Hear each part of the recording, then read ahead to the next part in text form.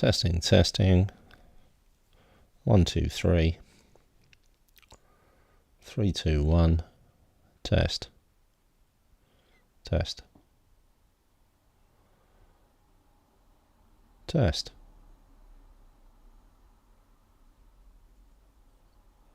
Test.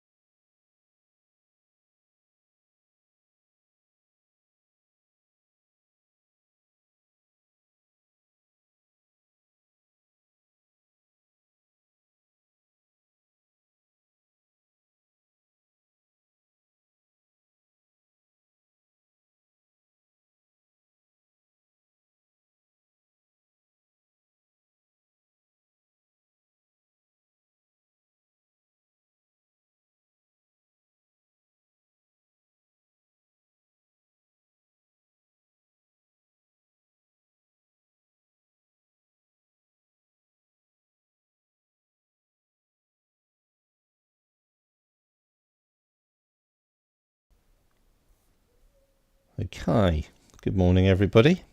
Hope you're all well. Right, let me just have a look at the announcements. So the first thing is that this is the last public live stream. It's the last live stream until January the 2nd, which is a Saturday. Although I'll be delivering content over the holidays to members of the courses. Right. And the things that are happening in January at the moment, well, there's a lot of things happening. They're all good.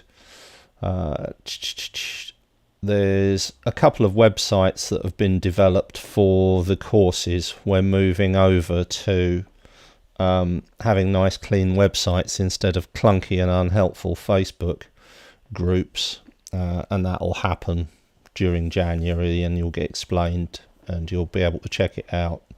Morning Erica and Colin. Then we've got on January the 5th is the 6 week mindfulness course, and so that's the first one of 2021. And for those of you that attended, if you came along to the gratitude sessions that I ran in 2019, I'll be doing that online. It'll be Wednesday evenings starting on Wednesday the 13th of January, and all of the information will be delivered through the usual channels, largely the newsletter. If you're not on the newsletter and you want to be, then visit 2020meditation.com and join up on there. Morning Nikki, good to have you with us. Right, so today, demystifying meditation. It's over the years it's become a bit of a quagmire. So if you, for instance, look on YouTube now, or Google, or wherever you want to look for meditation, and you'll get a mountain of stuff, dogma, advice. The whole world seems to know how to teach other people to meditate, and there's a lot of really fluffy dogma, and then there's a lot of pseudoscience, and deep inside that somewhere is really useful guidance, and there's a thing called Occam's razor, which the physicists rely on. Things like theoretical physics, incredibly complex equations that take in lots and lots of variables and manipulate them, and so on and so forth. And they have this process whereby if an equation is very complicated, it gets thrown out of the bin, gets thrown into the bin. And the reason for that is that if you are trying to create too much information, too many messages, then what happens is that gets in the way of the reality. So if you take Einstein's famous E equals mc squared equation, which is basically telling us that matter and energy are largely the same, that's an example of the simplicity. So now, when I teach, the reason that there are so many different classes about so many different things isn't because meditation's this huge, complicated thing that is beyond all recognition. It's because everybody's different. And because everybody's different people will learn differently. And so depending on where you are or what stage of your meditation journey you're on, that will determine what's going to benefit you. The other thing is that there are an awful lot of dead ends and an awful lot of diversions, and so it's useful. The purpose of the guidance in meditation is less about saying this is what you do, and it's more about actually helping you to realize what's just going to get in your way, divert you, or distract you. So the approach that I take to it has become increasingly simple over time, and there's something that I've always said, and I believe this absolutely, which is if you do following the breath, you don't actually need any other meditation if you can do that on its own. And all of the other meditations are here for the fact that we can't necessarily do just following the breath on its own, especially if we're relatively new to meditation, because the mind is too busy, too intense. And so then there has to be a lot of different meditations to help people. But it's a Chinese menu. Go into the Chinese, 120 items. You know the ones that you want. It doesn't faze you for a moment. And that's because at some point or another, you've eaten the menu. It needs to be the same with meditation. You need to try out all these different sorts of meditation to find the ones that work for you. So, and the absolute crystal clear simplicity of it is articulated in the statement that the purpose of meditation is to become familiar with the mind. That's it, nothing more, nothing less. The question that you need to ask yourself is, am I familiar with my mind as a result of doing these meditations? And if they are, you're achieving the purpose of meditation. And as well as that, one of the things that I do get approval for, and I think it's sort of key to my teaching style, is that I use analogies, and analogies that people can connect to. So I wrote down 1, 2, 3, 4, 5. 5. Here's 5 analogies. Analogy number 1 is the monkey mind. Monkeys can be intimidating and aggressive and mischievous, and they chatter a lot, and they're not on your side. They've got their own agenda, and that the nature of the mind is not unlike this actually quite vicious creature who's got its own intentions. And so let's say you were locked into a room with a monkey. You've got 2 choices. You either get to know it, or it's going to become a real problem.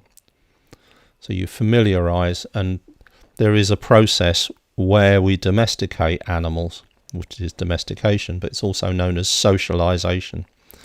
So you go and collect a new kitten from the refuge. She needs to be socialized. She needs to spend time in the presence of human beings, and we all need to spend time in the presence of the mind. So that's the second analogy, is the kitten. When you get her home, you need to train her.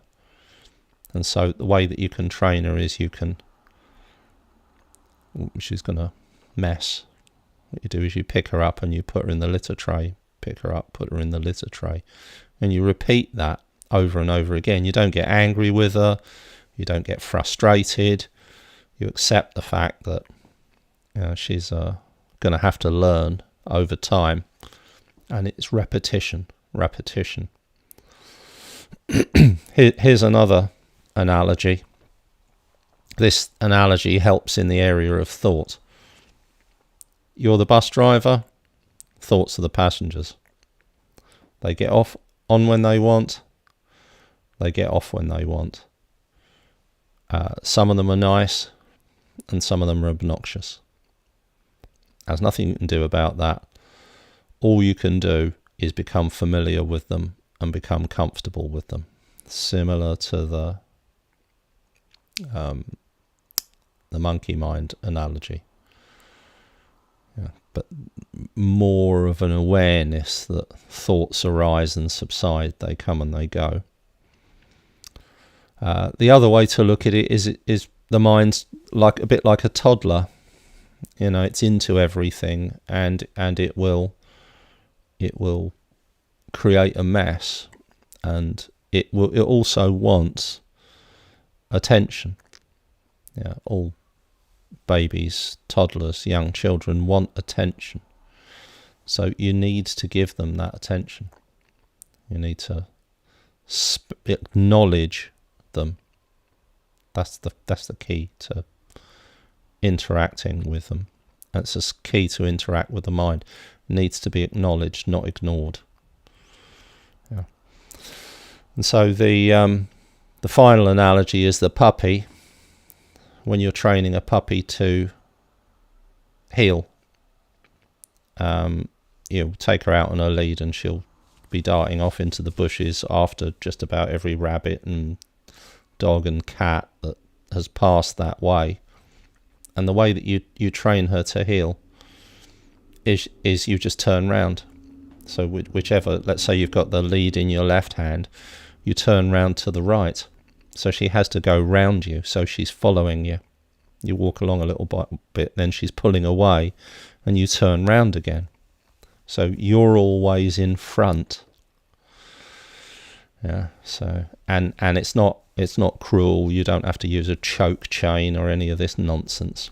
But you are going round and round and round a lot, because she wants to get away. You're going round, you're going round, you're going round. So for every mile you travel, you have to walk about 5, because you're going round and round. But yet again, in time she learns, and then she's walking along next to you. So these are the simple analogies to explain the simple mind and explain the purpose of meditation, to become familiar with the mind, and it's done through gentle repetition. Training the kitten, training the toddler, training the puppy. The mind's no different. It's curious, it's into everything, it's got its own view of how reality should be. So here are some meditations, and we'll begin with the bell.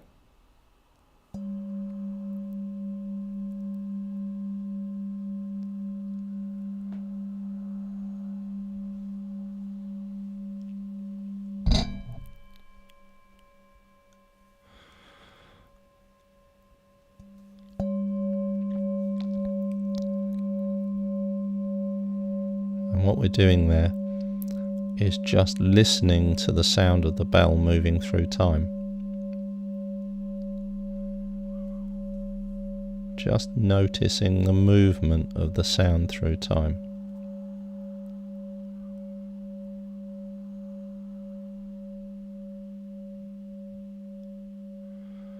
And what we're viewing, what we're perceiving, is the present moment and its movement through time. We're able to notice time moving, passing.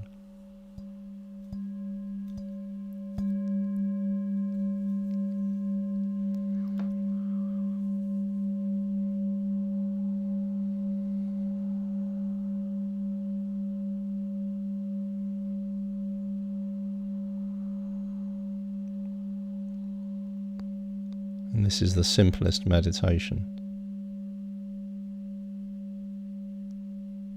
This is something that we can do wherever we are.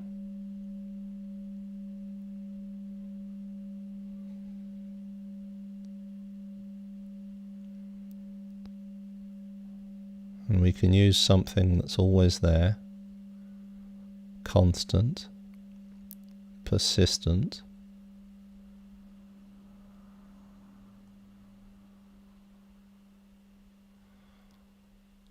all around us.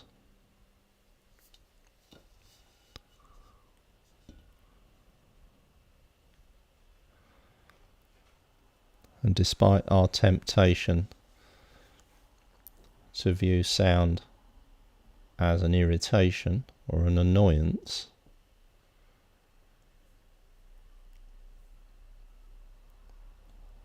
what we can do is notice its movement through time.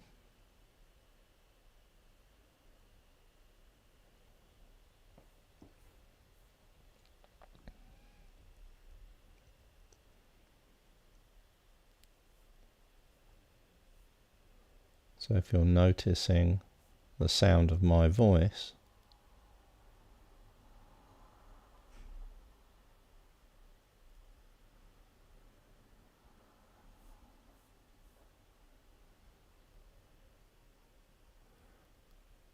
you can notice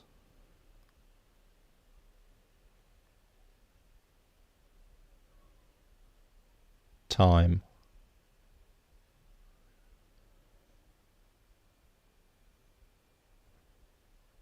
passing.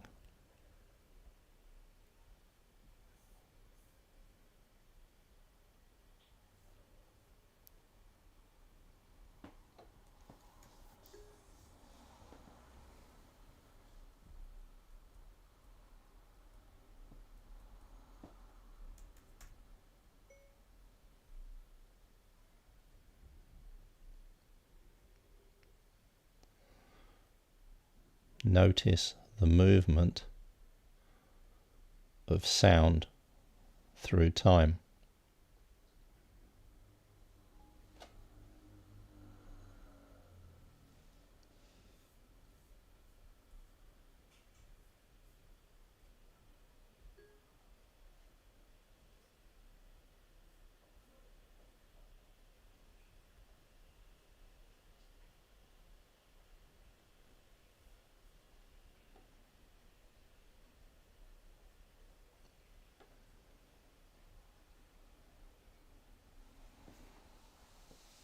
Where I am right now, it's raining.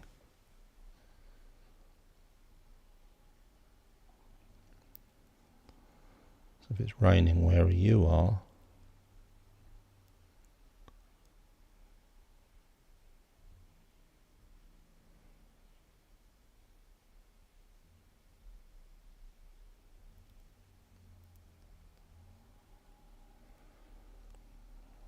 you can use the sound of the rain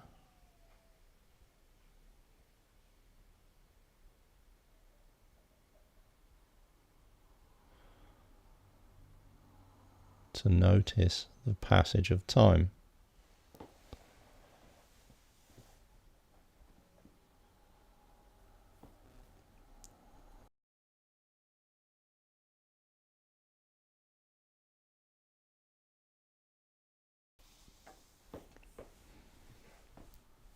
And if you check in with your body,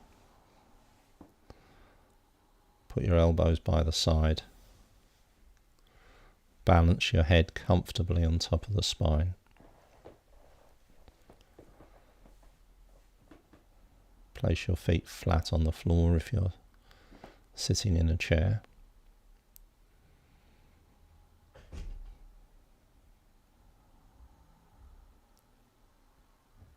Still aware of the passage of time through sound.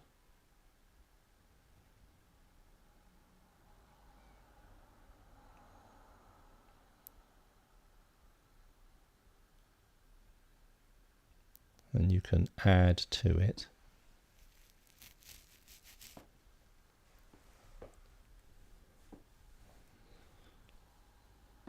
the movement of the belly.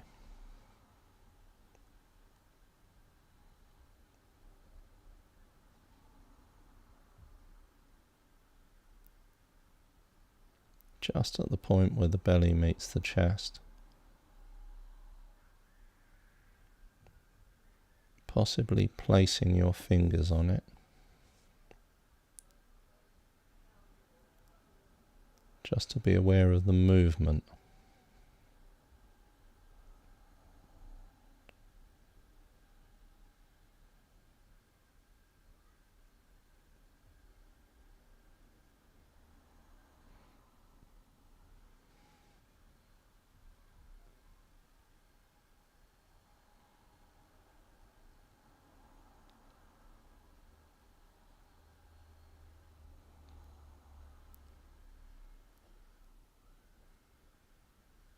Checking in with the body again.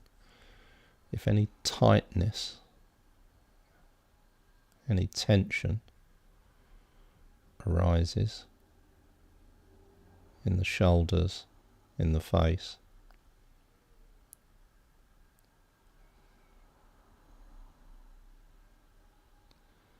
you can gently let it go on the out-breath.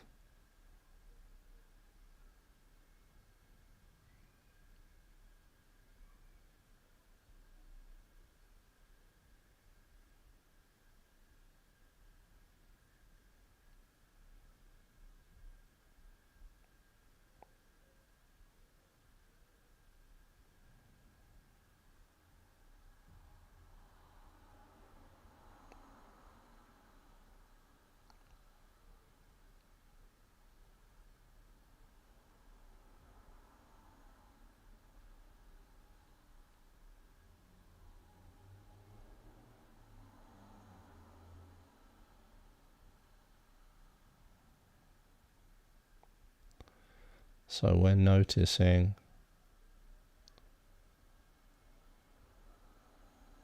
the movement of the present moment through sound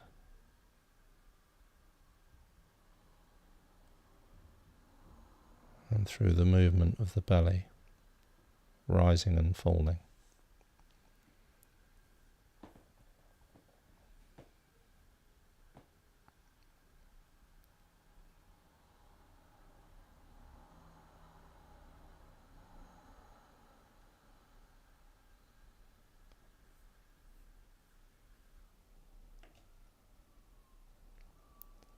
And if you wish, if your mind's busy,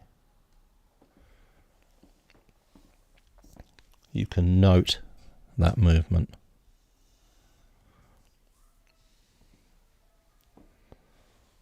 By saying in your mind, rising,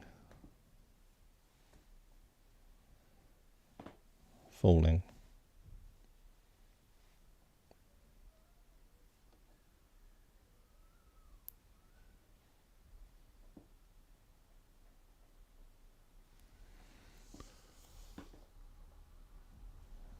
The belly rises, rising, and as the belly falls, falling,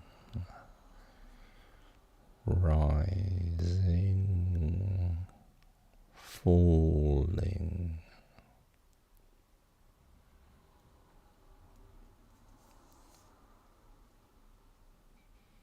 So that inner dialogue that's repeating, rising and falling in your mind, that is your mind, that's your thoughts, that inner voice.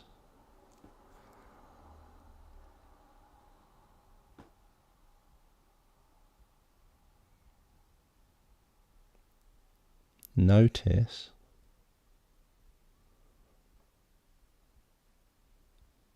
time moving through the passing of the thoughts.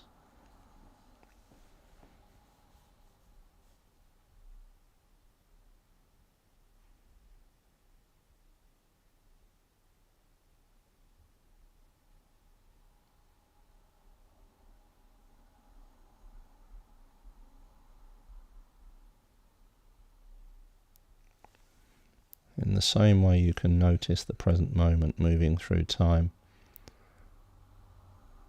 by noticing it, being aware of the sound of the rain or whatever other sounds there are around you. Or you can notice the movement of time by listening to my words,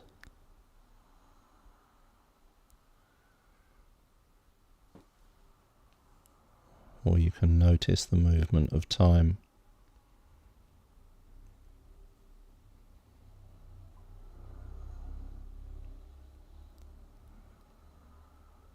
by noticing the belly rising and falling, just the movement.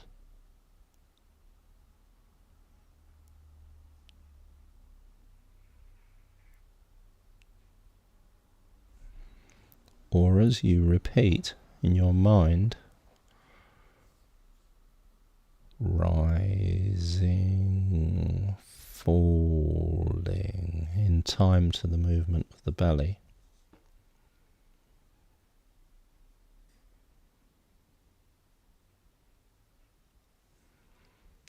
You can notice the movement of time through your thoughts.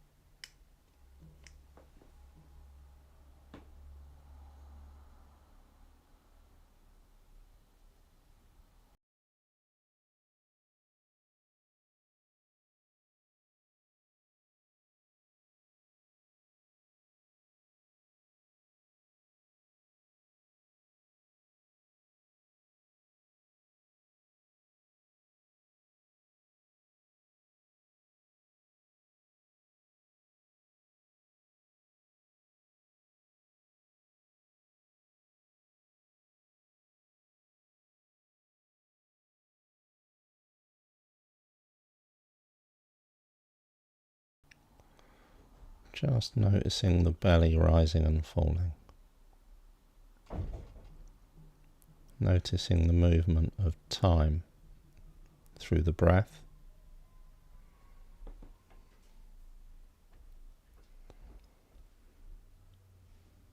And through sound.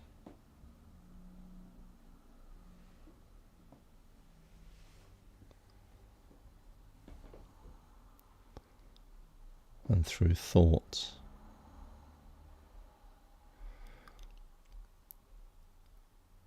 Now, if you're a visual person, you can imagine this.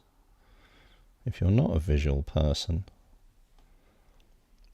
bring to mind the sense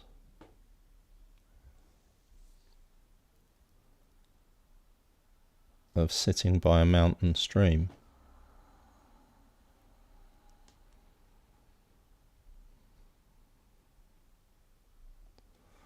You'll notice the wind on your face and in your hair, the sensation of sitting on the ground, the movement of the grass and the trees, and the clouds and the birds.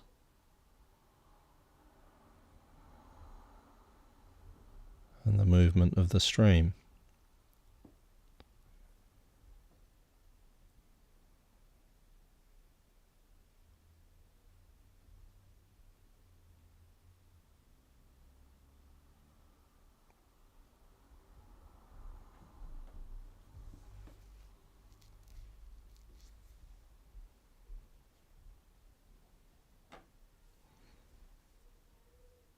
And in the centre of the stream there's a rock. And as we're meditating by the stream, noticing the water flowing past, we're focusing our attention on the rock.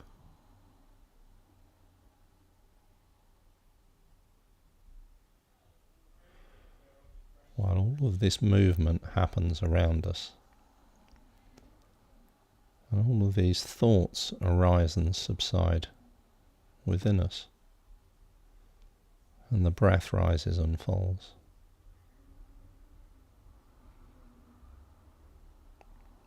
Sounds and smells and sensations and thoughts and colours and textures and tastes, all flowing past us as though we're the rock in the stream.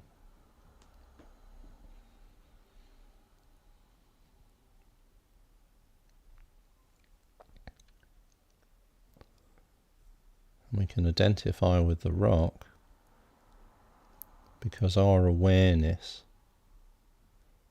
is static and unmoving.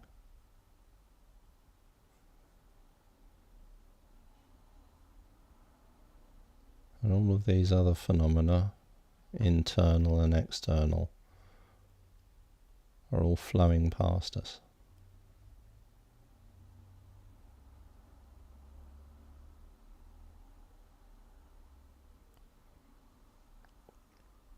Sounds, smells, thoughts, my words, sensations,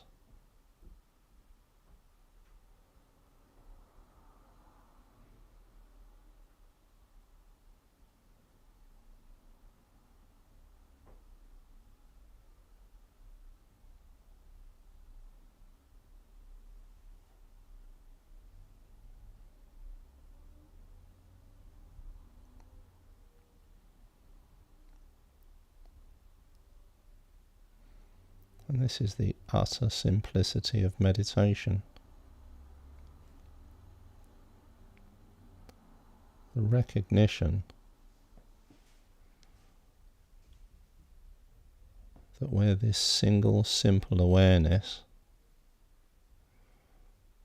witnessing the flow of life all around us.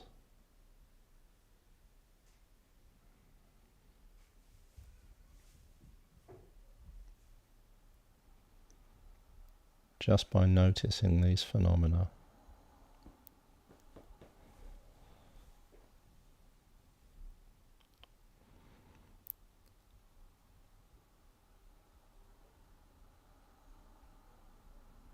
Sounds, the breath, thoughts go wherever we go.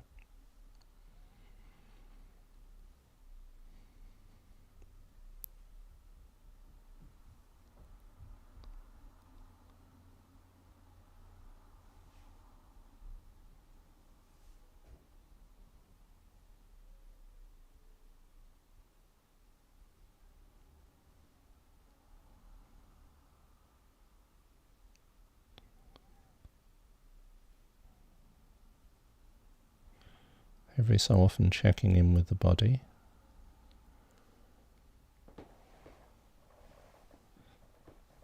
If we're sitting in a chair, feet flat on the floor, elbows by the side, head balanced comfortably, releasing whatever tension there is on the out-breath.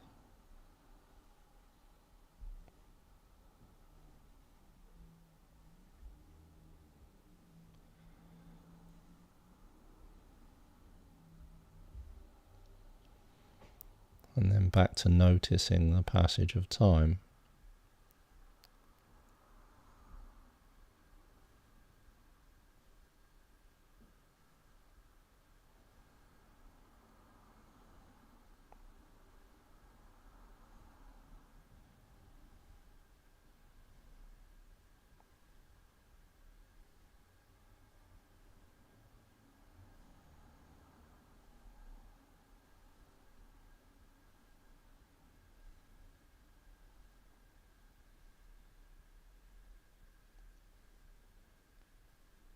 Noticing whatever the mind is drawn to,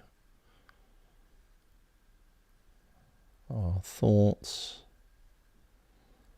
passing through time, sounds passing through time, the movement of the belly passing through time.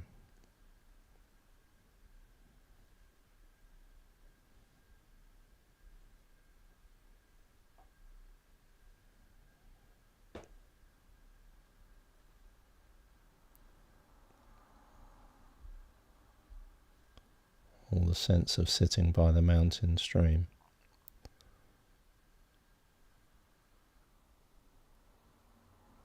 Noticing the water flowing past, passing through time.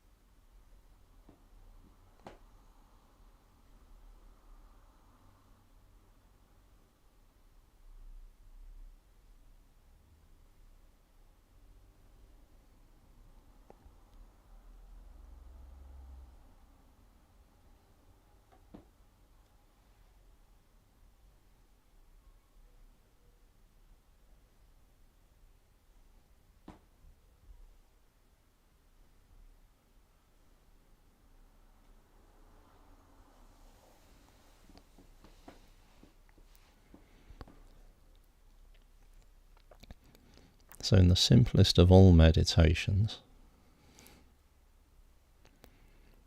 which is the most useful of all meditations, there's nothing to be done.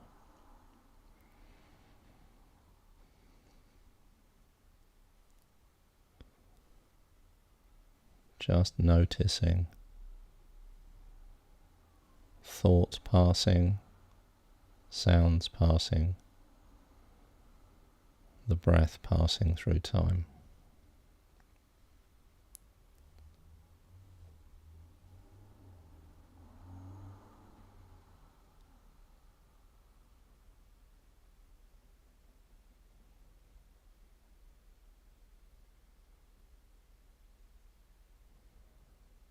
And then we notice, we become aware over time that this silent witness of all of these phenomena, that's our true nature.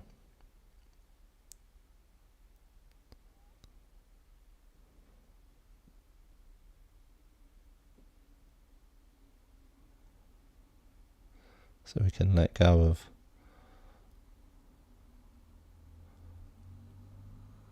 all of the baggage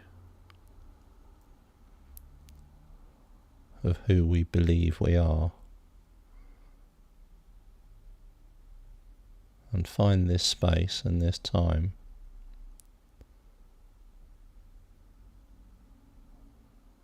when we're noticing crystal clear present moment.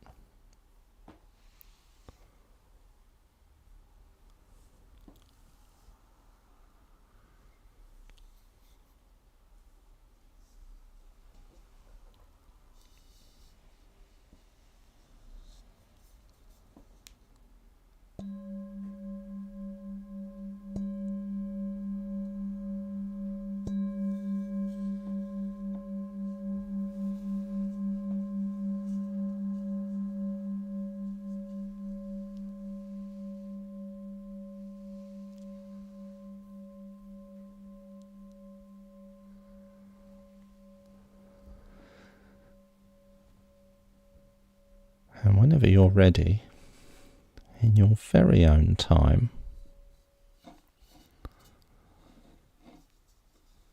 gently return your attention to your surroundings, but there's no need to change your state from the one of recognition that you're the witness of all of this. Me speaking, whatever you can see around you, whatever thoughts there are in your head. That's how simple meditation is. Okay, so that's it for today. Good to see you all online, everybody. Hope you found that enjoyable and useful, and the next live stream meditation is on Sunday the 2nd at 11, and I shall inform everybody about what's happening in January through the usual channels, largely the newsletter. So visit 2020meditation.com and sign up if you're not on the mailing list, and bless you all. And have a Merry Christmas if we don't catch up before then.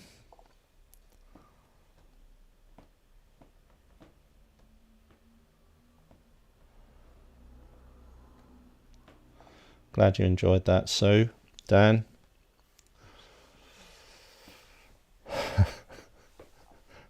Yeah, I'm glad. It was simple, wasn't it, Judith? Simple is best. Occam's razor. Okay, yeah, have a great weekend, everybody, and have a wonderful couple of weeks. Oh, yeah, and if you want to press one of those thumbs ups on YouTube, apparently that will get me promoted in YouTube. Otherwise, it ignores me, and so the number of people visiting won't grow. Yes, namaste, Andrew. Thanks, everyone. Have a great day. Merry Christmas.